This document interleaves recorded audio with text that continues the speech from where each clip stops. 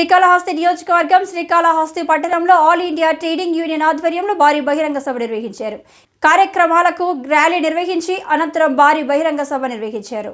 ఆంధ్రప్రదేశ్ ముఖ్యమంత్రి శ్రీ జగన్మోహన్ రెడ్డి ప్రజలకు ఇచ్చిన హామీలను నెరవేర్చడంలో పూర్తిగా విఫలమయ్యారని ప్రభుత్వాన్ని దుయ్యబట్టారు. ఈ కార్యక్రమానికి జిల్లా కూలీ సంఘం నాయకులు, రాష్ట్ర నాయకులు, సిపిఐ నాయకులు, ప్రజా సంఘం నాయకులు మరియు ఆశా వర్కర్లు పాల్గొని జయప్రదం చేశారు. నొక్కాల్సిన అవసరం లేదు, 15 కోట్లు ఖర్చు అవుతుందండి. ఎందుకైతే అది బట్ట నొక్కేదానికి అన్నాడు ఆయన, ఏమి తెలియనట్టు. ఓహని ఏం సార్ అట్లా మాట్లాడుతూ ఇన్ని పత్రికలకి ఇంత 5 లక్షలు, 10 లక్షలు, 20 లక్షలు అడ్వర్టైజ్మెంట్ ఇచ్చాడు. ఆయన వస్తే కాన్వాయి, ఆ కాన్వాయికి అందరికీ ప్రత్యేక అలవెన్స్లు ఇవ్వాలి, ఓవర్ టైం జీతాలు ఇవ్వాలి, ఫుడ్ పెట్టాలి, ఇన్ని సమస్యలు ఉన్నాయి, దీనికంతా అవుతుంది లెక్క వేస్తే అట్టనా అన్నాడు ఆయన.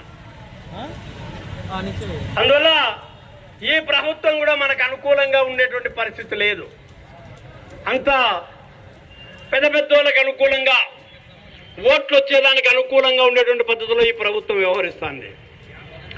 అందువల్ల కాంగ్రెస్ మనం ఈ రాష్ట్రంలో, ఈ దేశంలో ఈ ప్రభుత్వ విధానాలకు వ్యతిరేకంగా ఎర్రజెండాలు ఐక్యంగా నిలబడి పోరాడితే తప్ప మార్గం లేదు. ఎందుకు నేను చెప్తున్నానంటే, మన అసంఘటిత రంగంలో పనిచేసేటువంటి వాళ్ళు 46 కోట్ల మంది ఉన్నారు ఈ దేశంలో.